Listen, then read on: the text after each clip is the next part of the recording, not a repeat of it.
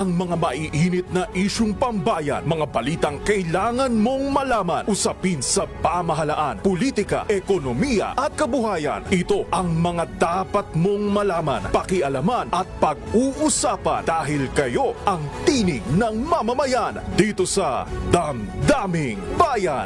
Live sa DZRH Radio, DZRH TV at DZRH Digital. Kasama sina Lakay, Deo Macalma at Elaine Apit. Araw-araw, Lunes hanggang Biyernes. Damdaming Bayan.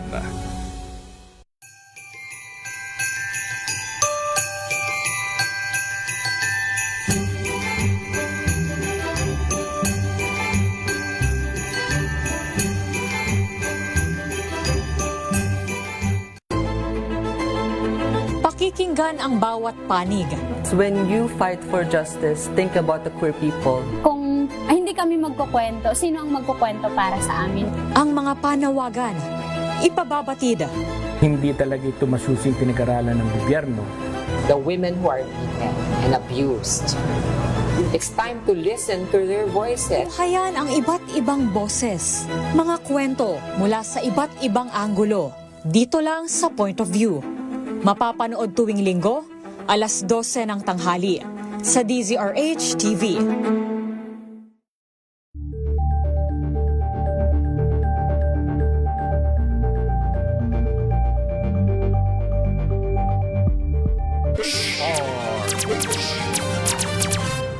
Pilipinas ang oras, 4 na minuto makalipas ang alas 5 ng hapon.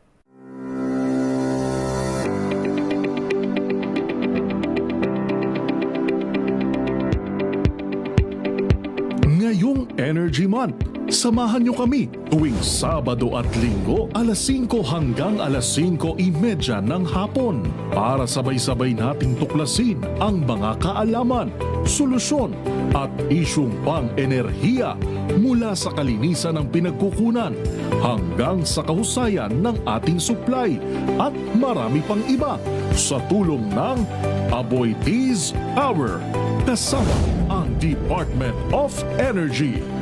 Makikipagbalitaktakan tayo tungkol sa enerhiya at pag-angat ng bawat Pilipino. Kasama ang tambalang Sherwin Alfaro at Sister L, Elaine Apit sa Energy Tower. Hatid na Aboitiz Power kasama ang Department of Energy.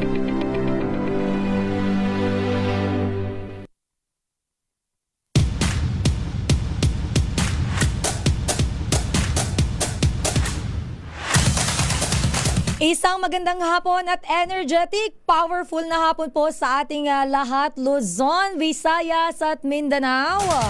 Ngayong National Energy Consciousness Month, makakasama ninyo po kami para alamin ang iba't ibang kaganapan sa larangan ng enerhiya sa ating bansa. At sa pakikipagtulungan po yan natin sa Department of Energy, kasama na rin po ang Aboitiz Power. Magandang hapon, ito po si Sister L, Elaine Apit, humahabol ang aking partner. Si Ninong Sherwin po ay meron lang talagang urgent at kailangan nga puntahan. Pero hindi po ako nag-iisa dahil maya-maya mayroon po tayong makakasama. Hindi lang po ako isa, kundi 3 po kami mamaya. Pero dahil 5 araw na lamang po at Pasko na at 12 days na lang ay 2026 na agad.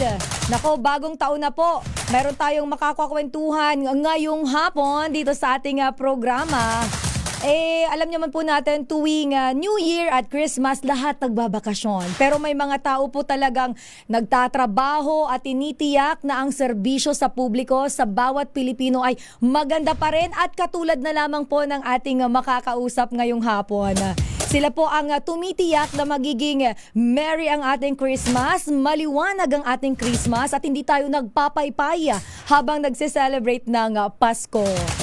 Kaya naman po sa bahaging ito ng ating programa, makakasama na po natin ang representative. Siya po ang shift manager ng Therma Visayas Incorporated, si Sir Nilo Lumabak. Sir Nilo, magandang hapon po. Welcome po sa ating programa. Ngayong hapon, Ma'am Elaine, and salamat sa pag-ibita. Yes po, at Merry Christmas po sa mga taga Therma Visayas Incorporated. And of course, hindi lang po si Sir Nilo ang ating makakasama dahil mayroon din po tayong makakasama mula naman po sa Davao Light. Siya po ang System Operations Engineer, si Sir Hubert Villarosa ng Davao Light. Sir Hubert, magandang hapon po. Magandang hapon din, Miss Elaine. Nako, itong dalawang makakasama natin ngayong hapon, sila po yung masisipag, nagpupuyat at talagang isinasacrifice yung duty, yung oras nila para sa kanilang pamilya, ay talaga naman pong ginagawa yung kanilang trabaho. Kaya naman, without further ado, nako, ito na po, kay Sir Nilo muna tayo, Sir Nilo, ang aking pong katanungan sa iyo, nabanggit ko po, ikaw ang shift manager ng Therma Visayas Incorporated. Pwede po ba, maaari niyo po ba muna kaming kwentuhan, ipakilala, ano po ba yung inyo pong role bilang isang shift manager at ano po yung karaniwan ninyong ginagawa sa pang-araw-araw po nating trabaho? Okay, once again, may hapon sa tanan. Good afternoon, everyone. Lalo na sa mga nakikinig ngayon. Once again, I'm Nilo Lumbaka. Currently working in Therma Visayas or TVI in Toledo City. As a background, Therma Visayas is a 300 megawatt coal-fired, which is located once again in Toledo, here in Cebu. And I've been with TVI for 8 years already. Ooh. And my role here as a shift manager is to oversee the plant operation, day-to-day of plant operations, and I am responsible for ensuring the safe, reliable, and efficient operation of the plant. And also to ensure that every day we will ensure that the light is always on, keeping the lights on as all the time. Napaka-komplikado po ng trabaho natin, Sir Nilo, kasi mahirap po na i-oversee yung ganitong kalaking operation, pero mabuhay po kayo dahil 8 years na po pala itong ginagawa at talaga naman pong hindi po biro yung pagbibigay ng serbisyo sa ating mga kababayan. Sir, babalikan po kita, Sir Nilo, si Sir Hubert naman. Sir Hubert, bilang isa pong System Operations Engineer ng Davao Light and Power Company, ano naman po yung atin pong role and of course yung ginagawa po natin everyday sa atin pong trabaho? Good afternoon once again. Ako nga pala si Hubert Villarosa from Davao Light, isang Junior System Operations Engineer. Kami po ang nagmo-monitor ng buong system ng franchise area ng Davao Light. So kami din ang control sa mga field devices kung kinakailangan para maibalik ang kuryente kaagad at lalong-lalo na kapag may emergencies na nakasalalay ang safety ng community at ng aming mga linemans on site. Actually same po tayo kayo ni Sir Nilo na ito pong pag-make sure na meron tayong maayos yung daloy ng serbisyo sa ating mga kababayan ay talaga naman pong kumbaga mayroon tayong mga isinusugal na dapat time sa ating pamilya to make sure na nakakapagbigay tayo ng maayos na serbisyo. For Sir Nilo, sa inyo pong paghahanda ngayon pong holiday shift, kumusta po ba ang ating paghahanda and of course ano po yung pinakamalaking pagbabago sa mindset kapag alam ninyong magtatrabaho kayo habang yung karaniwan po ay alam natin nakabakasyon kasama yung pamilya? Sir Nilo. At first, Ma'am, Miss Elaine, actually, at first talaga parang mahirap talaga. Pero ngayon, sa ngayon parang sanay na kasi yung pamilya ko eh. Di naman to first time na nag-work ako on Christmas Day and New Year. I've been with the power generation industry for 29 years naman. So, di na ganong mahirap. Sinabihan ko lang sila na yung mindset ko i-change natin na mas may higher tayo na sense of responsibility, lalo na itong mga holiday seasons like this one, the Christmas and New Year. And as part of the power generation industry, kailangan or clear po ang role natin dito na kailangan continuous yung supply ng energy. Kay marami kasing nangingailangan, mga tahanan, hospitals, at iba pang mga sectors na mahalagang sektor sa lipunan. Opo, nako, tama nga po kayo. Nakailang ulit na ako. Pero totoo po yan, mga ospital, lalo na po, di ba, yung pagka may mga pasyente na talaga namang nangangailangan ng supply ng kuryente, yun po yung unang-una nating iniisip kasi nakasalalay dyan yung buhay ng ating mga kababayan. Si Sir Hubert naman bilang isang Junior System Operations Engineer po ng Davao Light.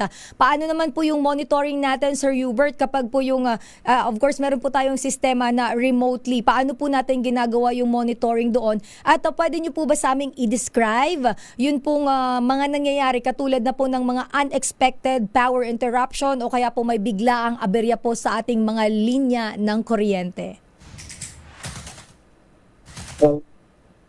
Elena, no?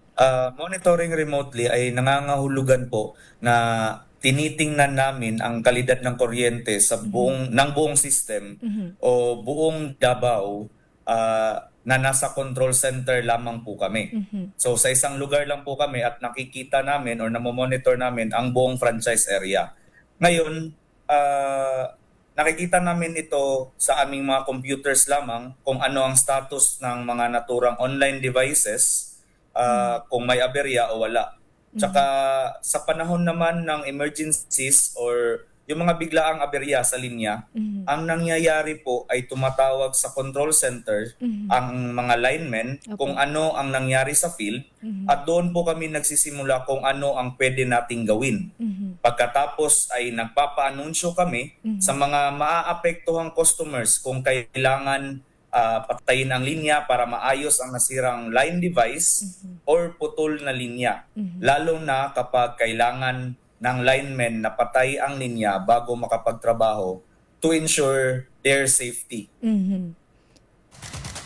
Tama po sa inyo, Sir Hubert, dahil po yung supply ng kuryente ang ating mga kababayan pag nawala ng kuryente ng konting saglit lang, na sila yung parang aburido na agad, nagagalit na agad, at malaking bagay po na nakatuto kayo, sir, para maayos agad natin yung linya ng kuryente at yung aksidente ay maiiwasan dahil baka po mamaya mayroong katulad po niyan, may mag-aayos na lineman, so dapat patay ang kuryente at maganda po na monitored natin yung ating area. Sana po lahat sana ng mga provider, mga nagbibigay po ng kuryente sa ating mga kababayan, ganyan po yung mayroong monitoring. Ang system po ba natin, Sir Hubert, ito po bang remote na sistema po ba natin? Is this applicable din po ba sa iba? May mga ganito din po ba on your experience po sa iba pong mga supplier din po? May mga ganito din po bang silang sistema? Sa pagkakaalam ko, Miss Elena, sa mga kasama namin sa Aboitiz, meron din silang ganitong sistema na online monitoring na lang po, katulad ng Cotabato Light tsaka ng Visayas Electric ko, Visayan Electric. So or VECO. So yun po, may mga ibang distribution utilities din na gumagamit ng ganitong sistema para mas mapadali talaga ang pagbalik ng kuryente sakaling may aberya or nagkaroon ng tripping sa linya. Opo, ang ganda po nitong sistema ninyo, Sir Hubert. Pero kay Sir Nilo naman, sa inyo pong posisyon bilang shift manager sa Therma Visayas po, ano po yung pinakamabigat, maituturing po nating pinakamabigat na responsibilidad na nakaatang po sa inyo, lalo na kapag peak po ng paggamit po ng kuryente, yung kasagsagan po talaga na marami talaga ang gumagamit ng kuryente? First of all, pinaka-importante talaga yung safety ng personnel at saka equipment. Yun, kasi yung safety ng equipment at personnel, yun ang pinaka-top priority natin. Number two, to ensure that the plant is operation continuously. Marami kasing nangingailangan sa tuwing ganito, holidays, Christmas at saka New Year. So kailangan maayos ang pagtakbo ng planta. Kung may mga breakdowns man, kailangan immediately mabalik agad. Ayan. Sana ganyan talaga tayo, maibalik agad ang serbisyo, Sir Nilo. Ganon talaga dapat dahil nabanggit ko po kanina, konting patay nga lang ng kuryente, marami nagagalit. Bakit wala kuryente? Kailangan namin ng kuryente, magpapaypay kami. Pero kay Sir Hubert naman, alam po natin, essential ang mayroong kuryente, pero ang inyong pong papel, paano po natin nasasabi na talagang essential po ang inyong papel sa pagbibigay ng serbisyo sa ating mga kababayan, lalo na po sa panahon ng Kapaskuhan. At bagamat kanina po, nabanggit nyo na yung pakipag-ugnayan natin sa mga linemen ay through monitoring ito pong sistema natin remotely. Pero yung siguro sir, paki-answer na lang po yung ating kakatanungan, yung pong una kong naitanong na paano po natin nasasabi na pinaka-essential tayo, lalo na po sa panahon po ng Kapaskuhan, ang inyong pong role. Yes, Miss Elena, no? Essential ang papel namin sa ganitong panahon, especially sa Kapaskuhan tsaka sa bagong taon, dahil sa pagmamonitor namin sa system ay naibabalik kaagad ang kuryente kapag may aberya sa linya. Dahil ang mga trippings ay hindi naman talaga natin inaasahan palagi. Ngunit maaari naming maibalik ang kuryente as soon as possible, depende sa sitwasyon, at dahil din yan sa tulong ng ating mga linemen na 24/7 available at ready tumanggap ng tawag from the customers anytime. Yon, yes, tama po kayo dyan. I agree with you. Dahil tayo pong mga 24/7 ang serbisyo sa ating mga kababayan, ay talaga naman pong, sabi nga nila, wala tayong tulugan para maibigay yung ating serbisyo. Sir Nilo, and of course kay Sir Hubert, dyan lang po kayo, magbabalik po tayo. At marami pa po ako sa inyong katanungan maya-maya. Kasi alam nyo po, yung mga katulad natin na yung trabaho ay nasa field na ganito sa pagbibigay ng service sa ating mga kababayan, talaga namang walang excuse. Sabi nga ng iba, kahit natutulog ka, babangon ka kasi para sa serbisyo yan sa ating mga kababayan. Magbabalik pa po tayo, Pilipinas ang oras, 19 na minuto makalipas ang 5:00 ng hapon. At magbabalik ang Energy Power hatid ng Amoy Peace Power.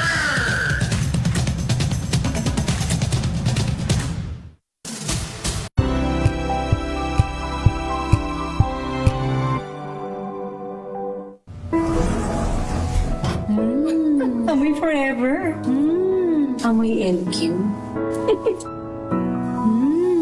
Amoy New Cala Berry Blooms. Amoy Cala, amoy good vibes.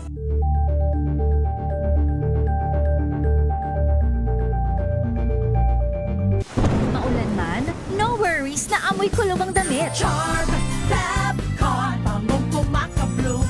Tanggal amoy kulong sa bango ng charm. Kaya gamit ko, Charm Fabcon with Bloom Fresh technology. Kills 99.9% of kulob-causing bacteria. May aroma burst pa of thousands of flowers and berries. Ang sampay sa loob, no amoy kulob. Bangong kumaka-bloom sa charm. Charm Fabcon. ACS.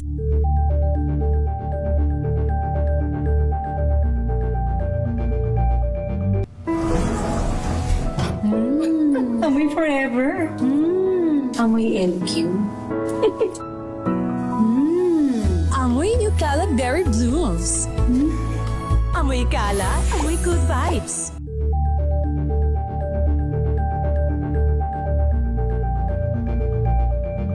Hello, Washi! Laundry day na naman! Yay! Anong meron? Mancha ng chocolate, putik, may libag pa! Kaya natin yan! With Pride Washing Machine Detergent, may triple stain-away formula. Tanggal ang makapit, madikit, at madupit na dumit mancha. Kaya easy-easy ang labada. Mula noon hanggang ngayon! All you need is pride. All you need is pride. ACS.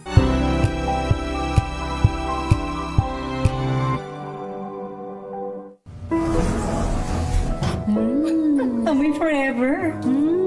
Amoy LQ. Amoy New Cala Berry Blooms. Amoy Cala, amoy good vibes.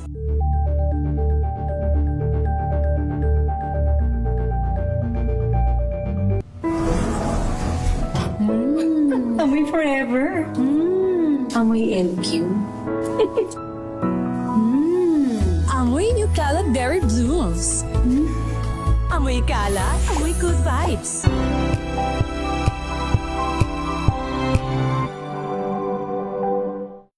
Samantalang Anthony Taberna at Jerry Baha ang gigising sa RH. Nagbabalik na ang Energy. Power. Hatid ng Amoy Peace. Power.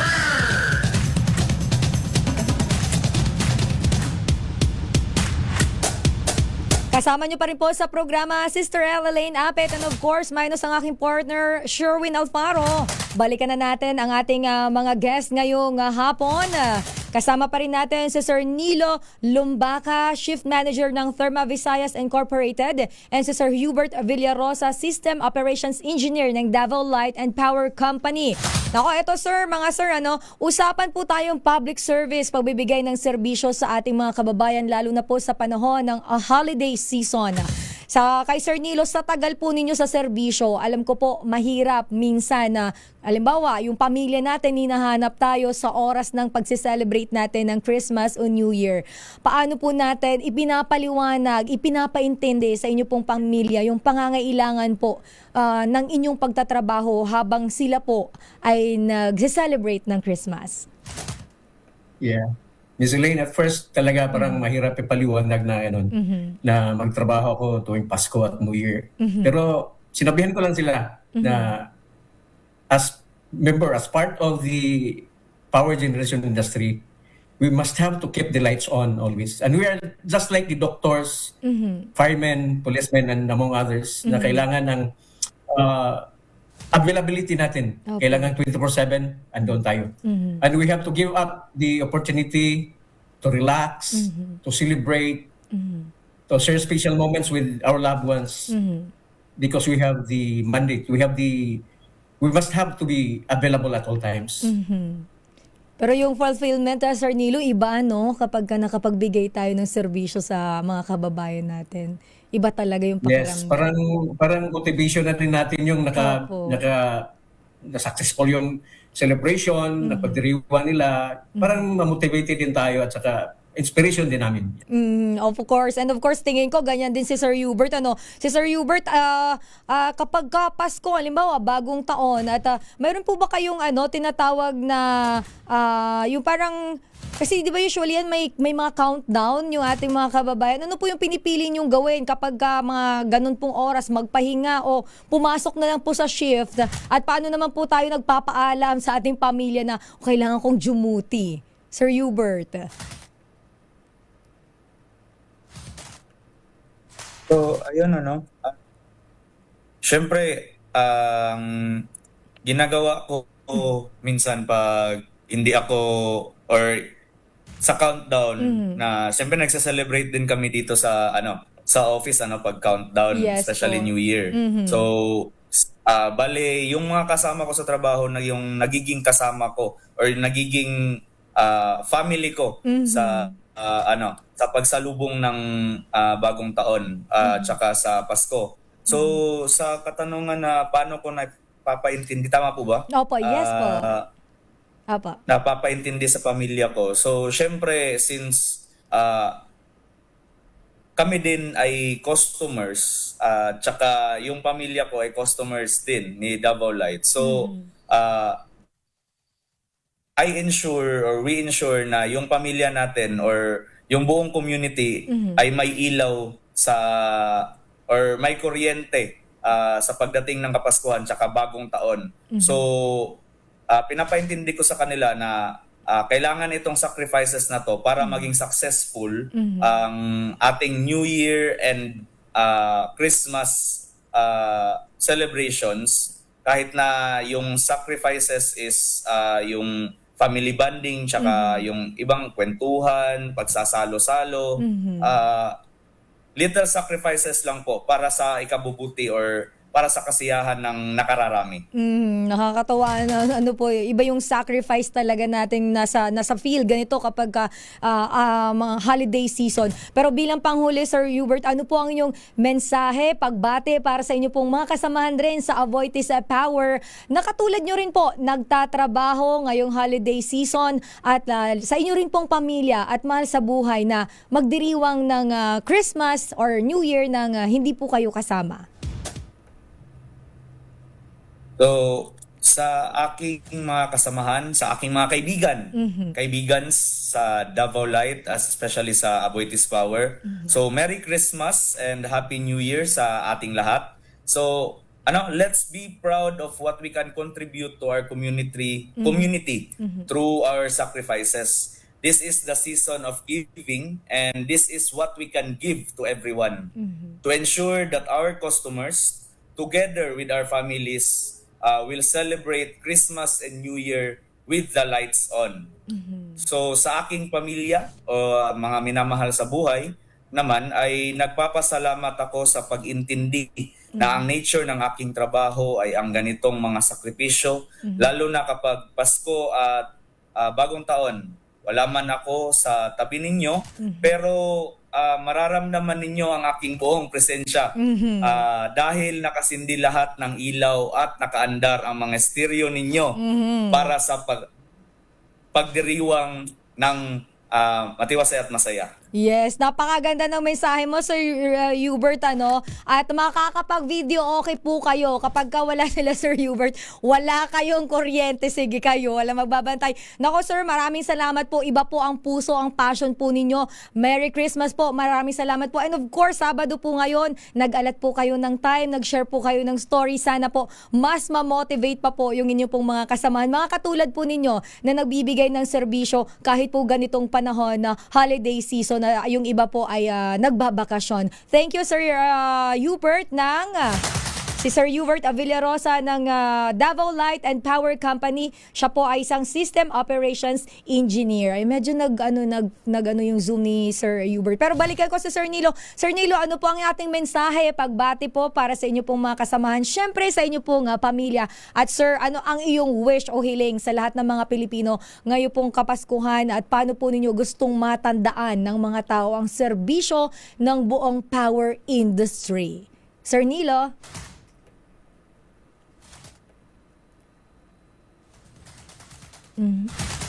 Parang medyo yung ating Zoom. Na-mute. Paayos na lang. Oh, sorry. Ayan, okay lang po, Sir Nilo. Magandang Pasko sa mga kasamahan ko. Salamat sa masayang samahan at pagtutulungan sa ngayong taon. Naway maging mas matagumpay pa tayo sa darating na bagong taon. Sa pamilya ko naman, maraming salamat sa suporta. Maligayang Pasko din sa ating lahat. At sa bawat sandali, kailangan tayo celebrate.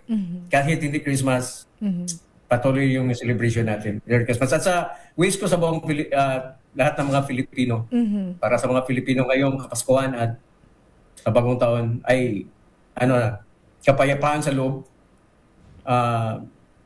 kaligtasan sa bawat pamilya, at pag-asa na mas maliwalas na kinabukasan. Naway magsilbing ang Pasko bilang paalala na magkaisa tayo. Kahit sa mga may pagsubok tayo ngayon, kailangan magkaisa tayo. Nais ko ding matandaan ang serbisyo ng buong power industry sa pamamagitan ng pagpatuloy at maghatid ng ligtas at tuloy-tuloy na supply ng kuryente. Maraming salamat po. Maraming salamat po at Merry Christmas, Sir Nilo Lumbaca, ang Shift Manager ng Therma Visayas Incorporated. Sir, maraming salamat po at mabuhay po kayo at sana po yung passion natin magtuloy-tuloy po para mas maganda ang serbisyo sa ating mga kababayan. Thank you, Sir Nilo. And of course, Sir Hubert, ingat po kayo. Merry Christmas po at sabay-sabay tayo mag-celebrate ng Christmas, ng New Year, ng nasa duty. Okay lang po yan. Ingat po kayo. Merry Christmas po. Salamat, Miss Elaine. Thank you po. Salamat. At mabuhay din po ang mga taga-Avoitis Power at ang Department of Energy. at ang lahat po ng ahensya ng gobyerno na nagbibigay serbisyo sa ating mga kababayan. Maraming salamat po. Mabuhay po tayong lahat at Merry Christmas po. Maraming salamat sa mga nanood, nakinig at sinamahan tayo ngayong hapon dito sa ating programa. Ito po ang Energy Power. Hatid po yan ng Aboitiz Power kasama ang Department of Energy. At ako po ang iyong nakasama. Ito po si Sister Elaine Apit, minus ang aking partner sa pangalan po ni Ninong Sherwin Alfaro at ng buong puwersa ng DZRH News. Merry Christmas everyone! Pilipinas, ang oras 5:32 na po ng hapon.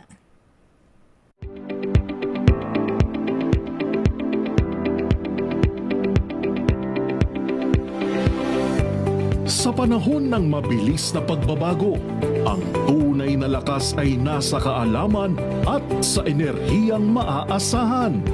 Ngayong Energy Month, sana ay marami kang natutunan sa ating talakayan sa tulong ng Aboitiz Power kasama ang Department of Energy. Kasama nyo ang Aboitiz Power at Department of Energy sa layuning makapaghatid ng maaasahan, abot kaya at matatag na enerhiya na may layuning iangat ang bawat Pilipino. Ito ang Energy Power, hatid ng Aboitiz Power kasama ang Department of Energy.